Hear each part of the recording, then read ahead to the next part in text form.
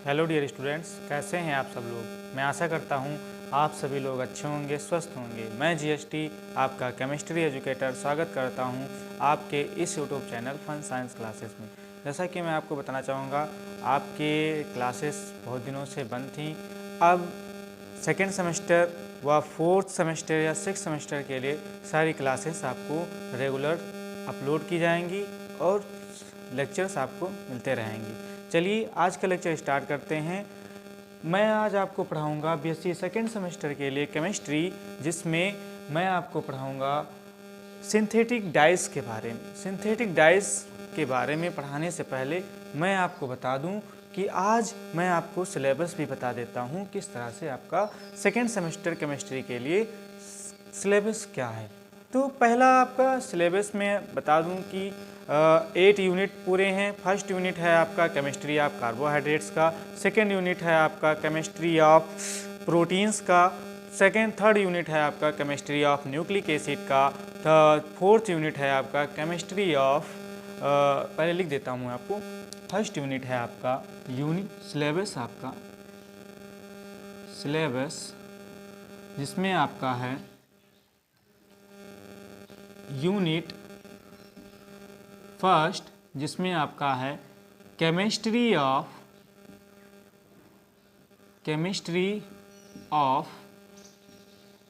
Carbohydrates. Chemistry of carbohydrates. अब chemistry of carbohydrates में आपको क्या पढ़ना रहेगा? केमिस्ट्री ऑफ कार्बोहाइड्रेट्स में आपको कार्बोहाइड्रेट्स के बारे में पढ़ना रहेगा, क्लासिफिकेशन ऑफ कार्बोहाइड्रेट्स के बारे में पढ़ना रहेगा, जिसमें आपका मोनोसैकेराइड, डाइसैकेराइड, ट्राइसैकेराइड, टेट्रा पॉलीसैकेराइड्स के बारे में पढ़ना रहेगा, ऑलिगोसैकेराइड्स के बारे में पढ़ना रहेगा।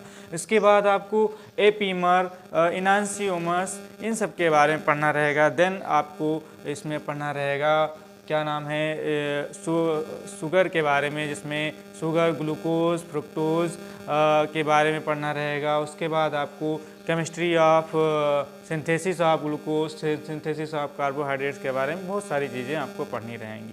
देन मैं आपको बता दूं, इसमें पढ़ना रहेगा आपको म्यूटा रोटेशन के बारे में, फिर ग्लूकोज का रिएक्शन फेनिल हाइड्रोजन के साथ किया जाता है, किस तरह से बनता है, इसका स्ट्रक्चर आपको डी ग्लूकोज के बारे में, आपको डी फ्रुक्टोज के बारे में सारी चीज़ें आपको पढ़नी रहेंगी। देन इसका Haworth projection formula, Fischer projection formula, फिर किलियानी सिंथेसिस, फिशर सिंथेसिस, क्या नाम है हेबर्थ प्रोजेक्शन, इन सब के बारे में आपको केमिस्ट्री ऑफ कार्बोहाइड्रेट्स के बारे में पढ़ना रहेगा। देन आपका यूनिट सेकेंड आ जाता है केमिस्ट्री ऑफ प्रोटीन्स। तो केमिस्ट्री ऑफ प्रोटीन्स के बारे में आपको पहले इंट्रोडक्शन, प्रोटीन्स क्या होते हैं, टाइप ऑफ प्रोटीन्स क्लासिफाइड कितना किया गया, जैसे आपका primary protein, secondary, tertiary, quaternary proteins आपके हो गए। देन आपको इसमें ज्यूटर आयन के बारे में पढ़ना रहेगा और डिफरेंट टाइप की प्रोटीन्स के बारे में पढ़ना रहेगा। देन आपको आ जाते हैं यूनिट थर्ड में आपको पढ़ना रहेगा chemistry of nucleic acids. Chemistry of nucleic acids के बारे में पढ़ना रहेगा। तो केमिस्ट्री ऑफ न्यूक्लिक एसिड में आपको पढ़ना रहेगा, जिसमें आपका ग्वानिन, साइटोसिन, एडेनिन, थाइमिन, इसके बारे में पढ़ना रहेगा। देन आपको डीएनए, आरएनए के बारे में पढ़ना रहेगा, जिसमें वाटसन क्रिक का मॉडल पढ़ना रहेगा। और इसमें आपको पढ़ना रहेगा जिसमें ट्रांसलेशन क्या होता है, ट्रांसक्रिप्शन क्या होता है, उसके बाद ट्रांसपोर्टेशन क्या होता है, इन सब के बारे में आपको पढ़ना रहेगा न्यूक्लिक एसिड में। अब देन आपको आ जाते हैं मेडिसिनल केमिस्ट्री में। तो आपका यूनिट 4 आ जाएगा इंट्रोडक्टरी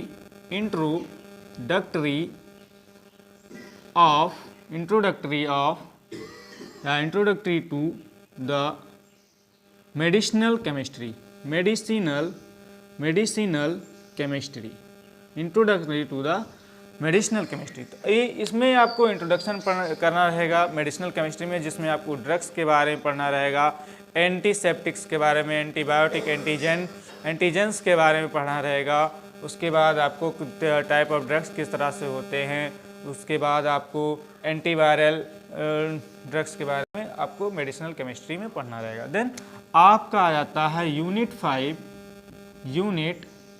5 जिसमें आपको पढ़ना रहेगा, आपका हो जाएगा पॉलीमर। तो आपका यूनिट आ जाएगा पॉलीमर के बारे में। तो केमिस्ट्री ऑफ पॉलीमर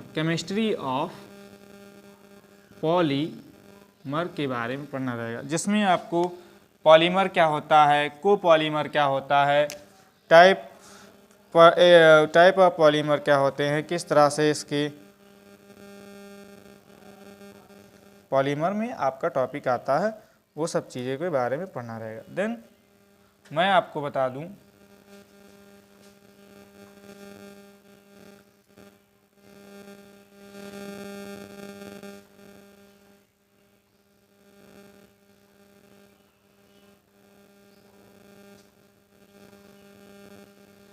आपका यूनिट 5 है सॉलिड स्टेट। तो सॉलिड स्टेट में आपको पढ़ना रहेगा, सॉलिड स्टेट में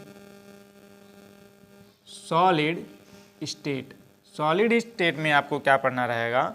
सॉलिड स्टेट में आप जानते हैं लैटिस के बारे में पढ़ना रहता है, आपको प्रीवियस क्लास में 12th से ही पढ़ते आ रहे हैं।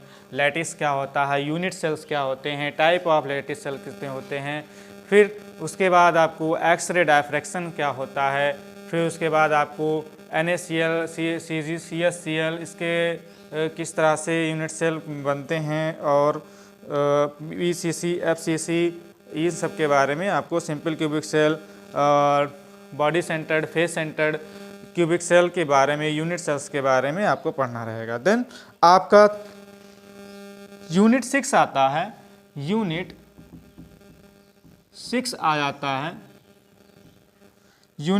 जाता है इंट्रोडक्शन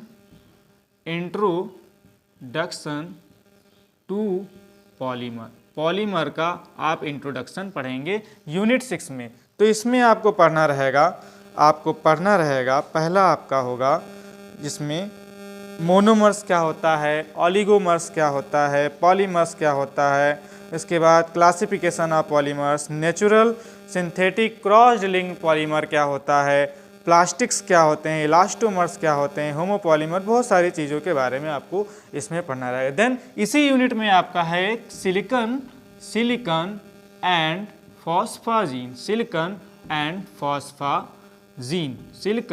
फॉस्फाजीन के बारे में यूनिट 6 में आपका 2 लेसन्स हो जाते हैं, 2 टॉपिक आ जाते हैं, introduction of polymer and silicon and phosphazene. तो इसको मैं बहुत डिटेल में पढ़ाऊंगा, आप सबको ये इतना नोट कर लीजिए। देन अब मैं आपको पढ़ाऊंगा ये यूनिट 7, जो आपका होगा यूनिट 7, यही पॉलीमर का ही यूनिट है, पॉलीमर ही है पूरा। तो इसमें आपका होता है kinetics and mechanism of polymerisation, kinetics and mechanism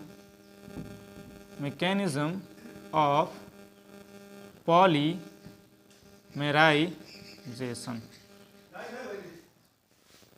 तो इसमें पॉलीमराइजेशन में आपका मैकेनिज्म किस तरह से होता है ये मैं आपको पढ़ाऊंगा, जिसमें आपका रहेगा पॉलीमर्स के टेक्निक्स किस तरह से होते हैं, काइनेटिक्स होते हैं, फिर chain growth polymer, free radical, polyvinyl, cross link, इसमें किस तरह से पॉलीमर पाए जाते हैं, किस तरह से जिगलर-नाटा कैटालिस्ट होता है, जिगलर-नाटा पॉलीमराइजेशंस किस तरह से होते हैं, कंडेंसेशन, ग्रोथ पॉलीमराइजेशन किस तरह से होते हैं, ये मैं आपको बताऊंगा। देन आज मैं आपको पढ़ाऊंगा यूनिट 8, जो आपका है यूनिट 8 आपका है सिंथेटिक डाइज।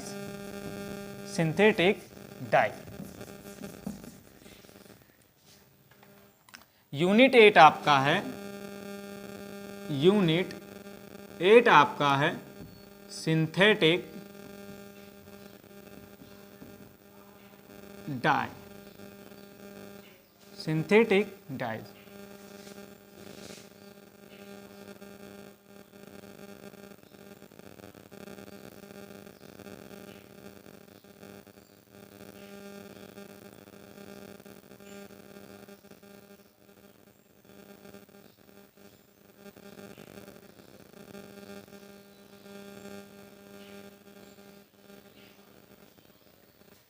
सिंथेटिक डाइज को पढ़ाने से पहले मैं आपको बता दूं डाइज कितने तरह के होते हैं।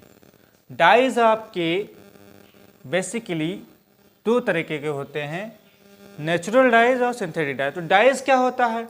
डाइज का इंट्रोडक्शन यदि देखें हम तो इसका इंट्रोडक्शन जो डाइज होते हैं इसको फर्स्टली मोबिन नामक डाइज में कमर्शियली इसको ऑब्टेन किया गया, जिसको 1856 में पर्किन नामक साइंटिस्ट ने इसको दिया और उन्होंने ये बताया कि यह बहुत तरह की डाइज पाई जाती हैं जो इंडिगो, पहले इंडिगो टिन और मैग्नेटा या क्या नाम है रोजालिन नामक डाइज पहले ऑब्टेन की गई, जिसमें आपका इंडिगो डाइज पहले लगभग 1800 टू DC या BC में आपका ये देखा गया था। देन डाइज जो होते हैं dyes these are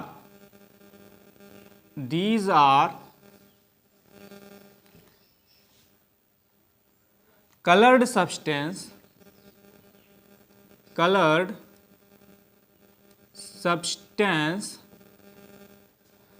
substance which are used to colored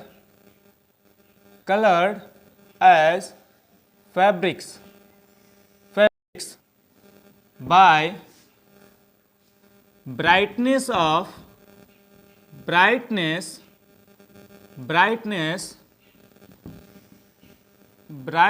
to continue to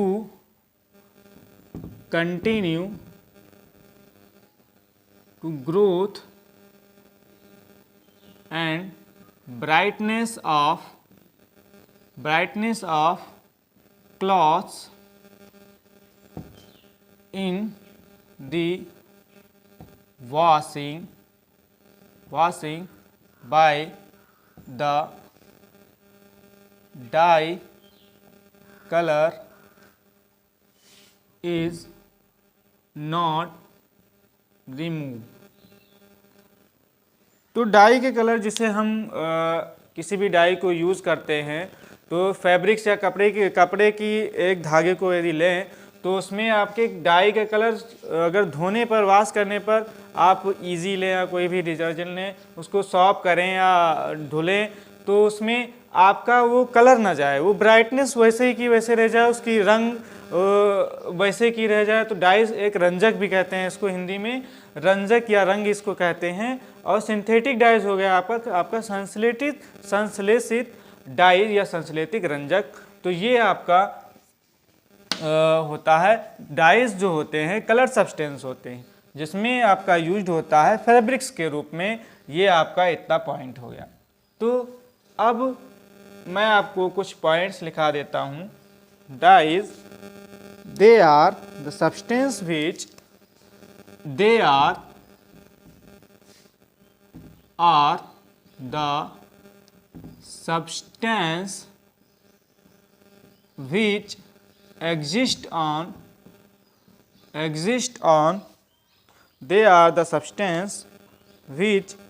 exist on following properties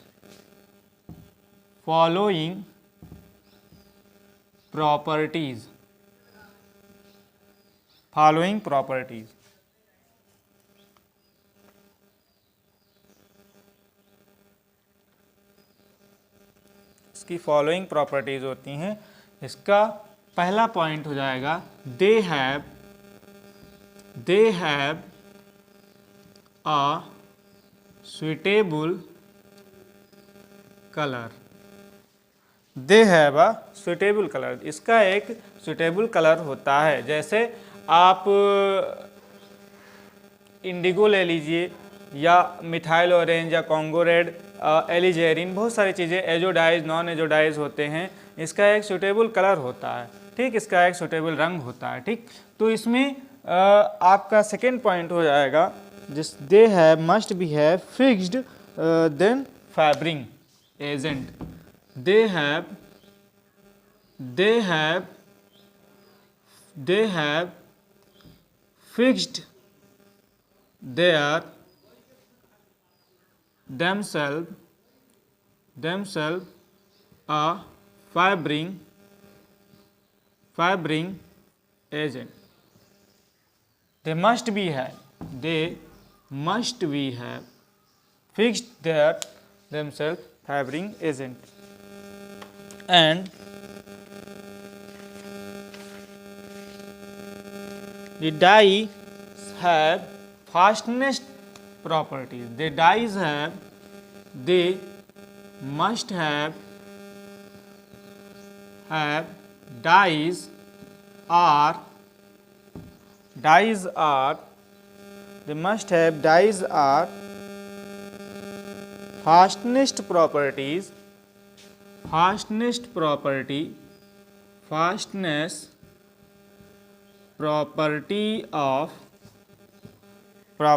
of the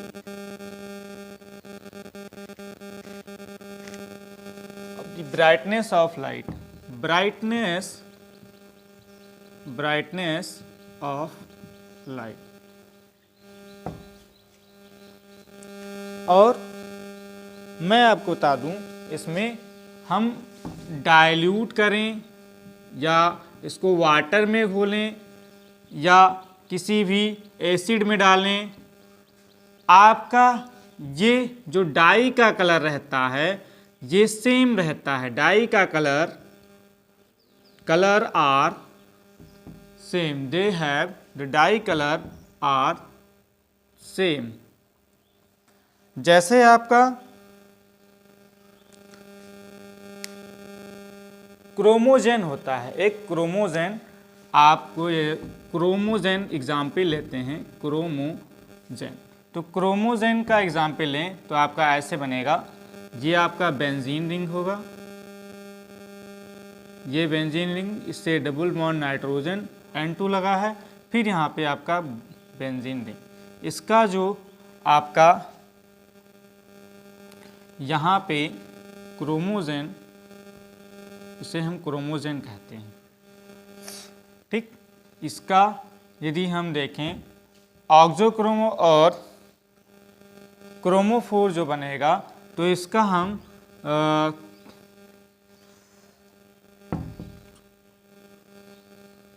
क्लोरोजेन इस तरह से लेते हैं, तो ये आपका बन जाएगा कुछ इस तरह से,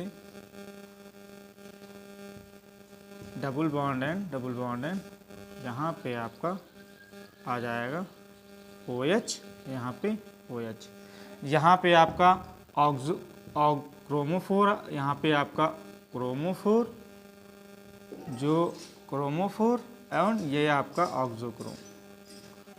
ऑक्सोक्रोम यहाँ पे बना. तो जहाँ पे N2 है, यहाँ पे OH ऑक्सोक्रोम और क्रोमोफोर को दर्शाता है, जिसमें आपका हम डाइस को ऐसे लिख सकते हैं.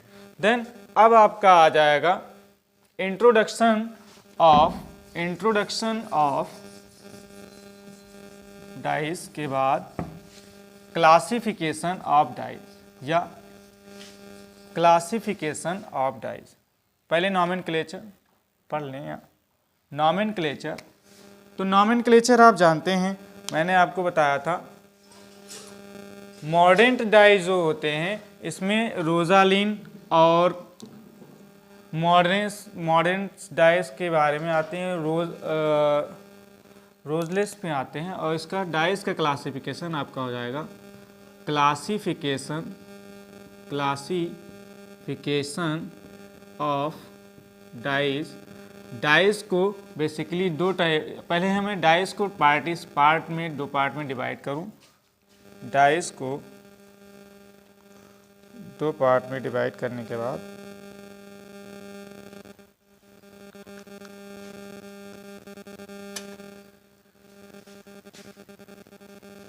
पहले फर्स्ट पार्ट में आपका डाइस जो होगा नेचुरल डाई, और दूसरा आपका हो जाएगा सिंथेटिक डाई. Synthetic dies. अब नेचुरल डाइज में भी आपका 2 तरह के आ जाते हैं, जो एक प्लांट्स पिगमेंट्स से होते हैं, plants for plants and for animal. अब नेचुरल डाई जो बनाते हैं प्लांट्स से आते हैं, जैसे आपकी मेहंदी का पेड़ होता है, और एनिमल में आप डिकम्पोजिशन के आधार पर एनिमल को डिकम्पोज करके डाइज बनाए जाते हैं।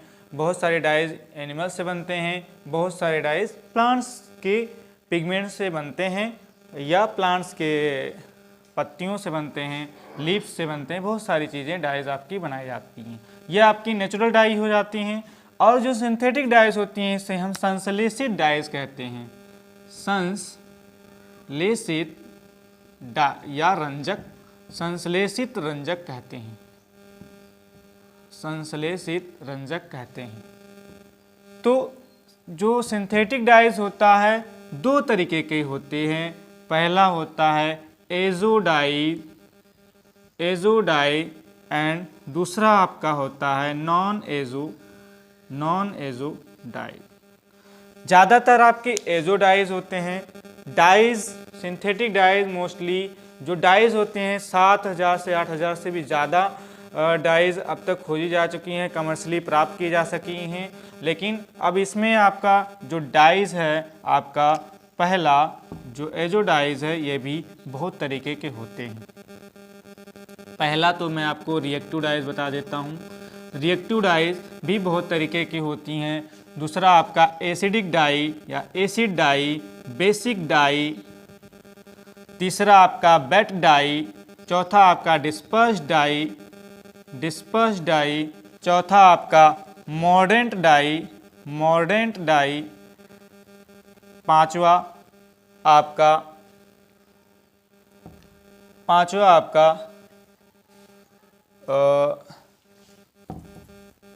जेंथीन डाई। बहुत सारी चीज़ें आपकी आ जाती हैं। ठीक, इतना ही रखिए। अब रिएक्टिव डाई भी बहुत तरीके की होती हैं। रिएक्टिव में भी आपकी केमिकली किस तरह से प्राप्त की जाती हैं, और ये क्लासिफिकेशन आपका हो गया। ये डाइज को हमने 2 पार्ट में डिवाया। अब ये आप इतना नोट कर लीजिए, मैं आपको आगे बताता हूँ इसके आगे। ठीक, 2 मिनट का रेस्ट।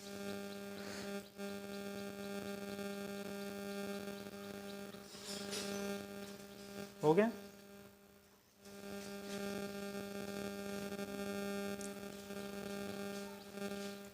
ये आप चार्ट बना लीजिएगा।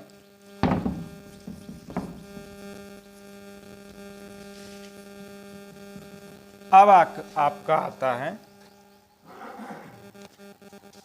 ये हमने पार्टीशन कर दिया, डाइज को किस तरह से डिवाइड किया गया, किस तरह से आपके आए। अब आपका आता है क्लासिफिकेशन ऑफ डाइज। डाइज को मेनली 2 टाइप्स में डिवाइड किया गया। पहला आपका है classified by classification based on structure के आधार पे। क्लासिफिकेशन बेस्ड अपॉन स्ट्रक्चर और केमिकल कॉन्स्टिट्यूशन के आधार पे। दूसरा आपका होगा बेस्ड अपॉन एप्लीकेशन के आधार पे। क्लासिफिकेशन बेस्ड ऑन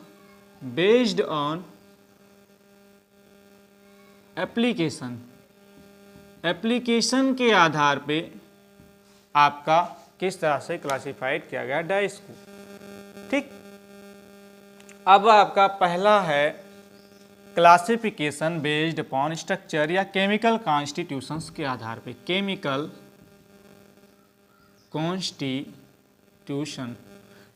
कॉन्स्टिट्यूशंस के आधार पे डाइस को मेनली 2 तरीके से डिवाइड किया गया, जिसमें आपका आता है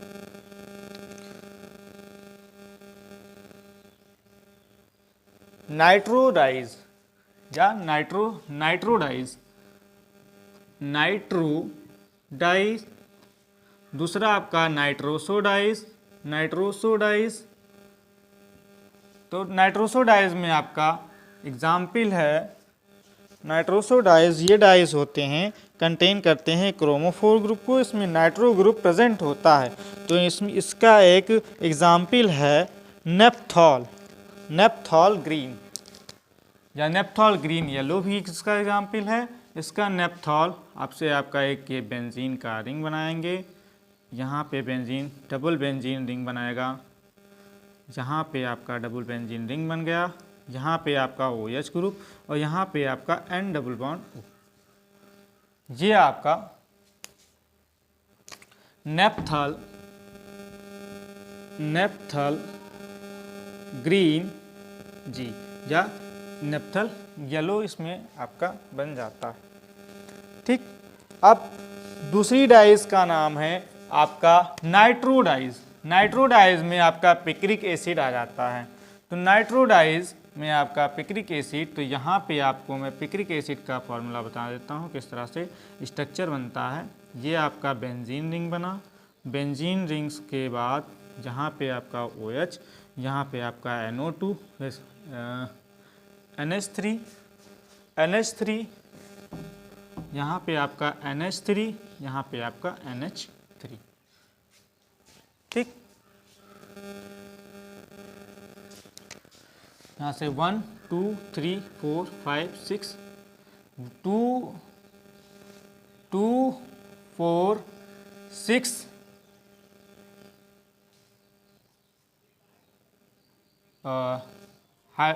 1 हाइड्रोक्सी 2 4 6 ट्राई नाइट्रो ट्राईएमीन बेंजाइलामाइड आपका जिसका पिक्रिक एसिड का फॉर्मूला। तो यहाँ पे पिक्रिक मैं डाल दूँ, पिक्रिक एसिड आपका बन गया, पिक्रिक एसिड। एंड नेक्स्ट आपका दूसरा डाइज है जो आपका कलर कॉन्स्टिट्यूशंस के आधार केमिकल कॉन्स्टिट्यूशंस के आधार पे बनती है। इसका नाम है पहले एजोडाइज। एजोडाइज आपका किस तरह से बनता है? एजोडाई। एजोडाई का स्ट्रक्चर आपका बनेगा, यहाँ पे आपका बेंजीन रिंग, यहाँ पे इस तरह से बनाएंगे और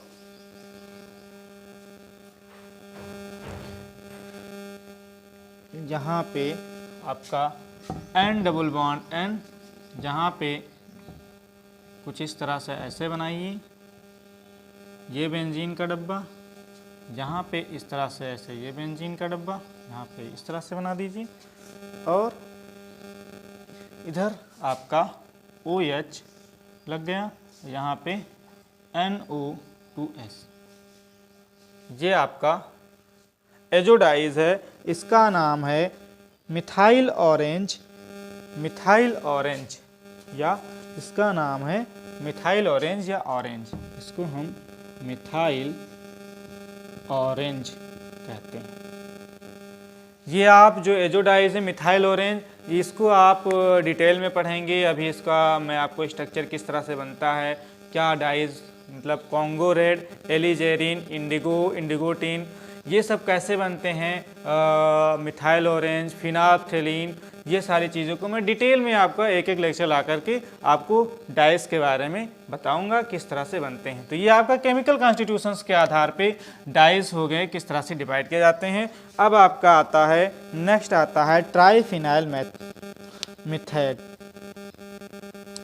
ट्राईफिनाइल मीथेन में आपका क्रिस्टल वायलेट एग्जाम्पल आ जाता है। ट्राईफिनाइल मीथेन या इसे हम कहते हैं, इसका एग्जाम्पल है मिथाइल क्या नाम है, crystal violet, crystal violet, crystal violet, crystal violet. तो क्रिस्टल वायोलेट में आपका जो एग्जाम्पल है इस तरह से बनता है,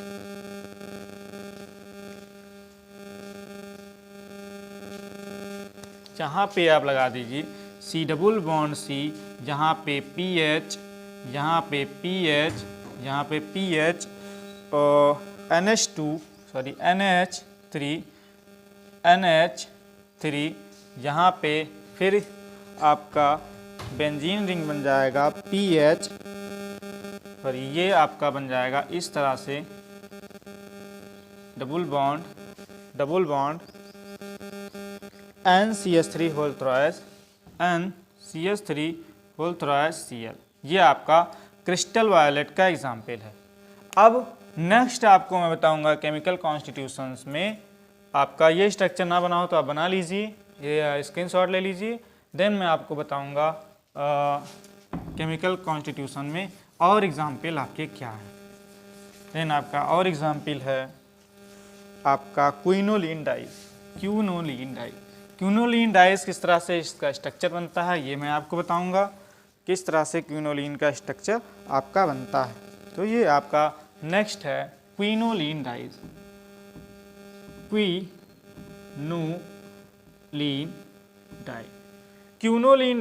आपकी बनती है इस तरह से, जहाँ पे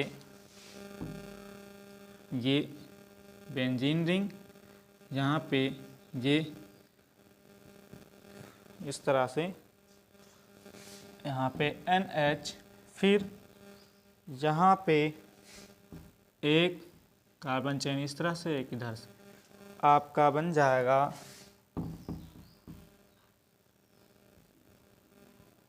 NCH3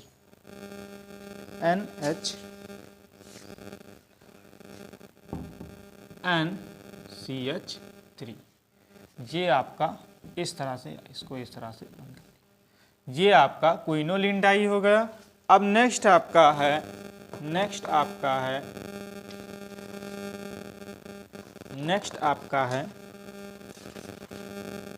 anthraquinone die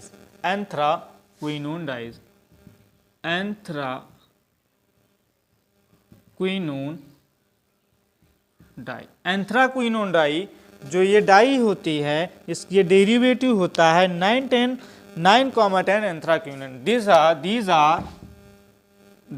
are derivative of 9, 10 anthraquinone. जो एंथ्राक्विनोन है ये आपका इंडिगो टिन में भी यूज होता है। एलिजेरिन इसे कहते हैं, एलिजेरिन, ये आपको इम्पॉर्टेंट है। एलिजेरिन, इंडिगो टिन, एलिजेरिन, ये सारी चीज़ें आपको पढ़ना है इन डाइज में। तो मैं एलिजेरिन के बारे में आपको पढ़ाऊंगा। तो इसका एग्जांपल एंथ्राक्विनोन डाई, एलिजेरिन हो गया आपका, और इंडिगो डाई, इंडिगोटिन हो गया, इंडिगो डाई, इंडिगोटिन हो गया, इंडिगोटिन जिसका एग्जाम्पल हो गया। देन आपका थैलिन डाई, फिनोप्थैलिन हो गया, थैलिन डाई, फिनोप्थैलिन हो गया, देन जेंथीन डाइज का आपका फ्लोरोसीन हो गया, जेंथीन डाई आपका फ्लोरोसीन हो गया। ये आपका केमिकल कॉन्स्टिट्यूशन में आता है। देन अब नेक्स्ट है आपका क्लासिफिकेशन बेस्ड ऑन एप्लीकेशन के आधार, क्लासिफिकेशन बेस्ड ऑन एप्लीकेशन के आधार पे जो आपका डाइज है बहुत तरीके में डिवाइड किया गया है, जिसमें आपका जो डाइज है डिपेंड्स करता है फाइबर्स, किसी भी नेचर, उसके फाइबर्स के नेचर पे, और उसमें किस तरह से यूज़ होता है। Bond, covalent bond, hydrogen bond, ionic bond, van der Waals force, और आपकी ये डाइज पहले हैं। पहले आपकी डाइज है acid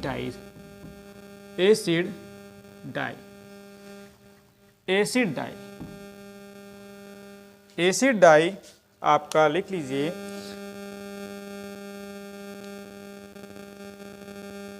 These dyes are sodium salt, sulfuric acid, carboxylic acid. Dyes are that silk cool acrylic fiber से बनी होती है। These dyes are these dyes are sulfonic obtained by sulfonic acid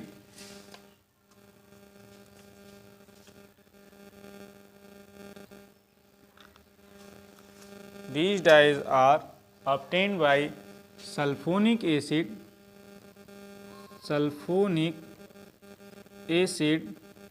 carboxylic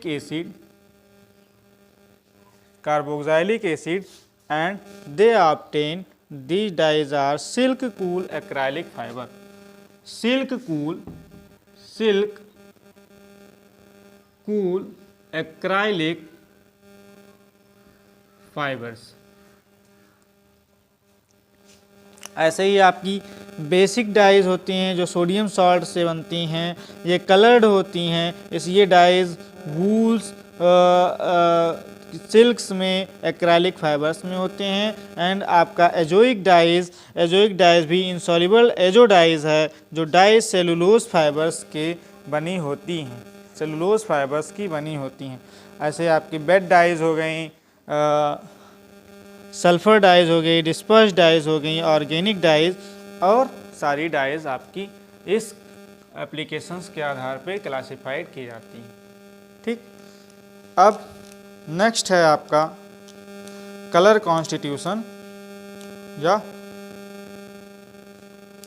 जिसमें आपको मैं नेक्स्ट लेक्चर में पढ़ाऊंगा colour and colour constitutions के बारे में, जिसमें मैं आपको बताऊंगा विट थ्योरी के बारे में। ओट्टो विट थ्योरी ने, तो ओट्टो विट थ्योरी में उन्होंने बताया ऑक्सोक्रोम या क्रोमोफोर थ्योरी से कहते हैं, किस तरह से ऑक्सोक्रोम क्रोमोफोर आते हैं, कितने नैनोमीटर इसके बनते हैं, इसका होमो ल्यूमो ऑर्बिटल किस तरह से, pi to pi star, anti bonding, bonding and bonding molecular orbital किस तरह से बनता है, ये बताएंगे। और इसमें किस तरह से कलर कॉन्स्टिट्यूशंस में कलर आते हैं, व्हील चेयर्स में जैसे आपका बिब्ग्योर हो गया, किस तरह से कलर आते हैं, मिथाइल बहुत सारी चीज़ों में डाइस के किस तरह से कलर आते हैं, ऑब्टेन्ड होती हैं, ये सारी चीज़ें मैं आपको नेक्स्ट लेक्चर में बताऊंगा। देन अब लेक्चर को यहीं पे एंड करते हैं और मिलते हैं अगले लेक्चर में, लेक्चर नंबर 2 में। ओके, तब तक के लिए थैंक यू।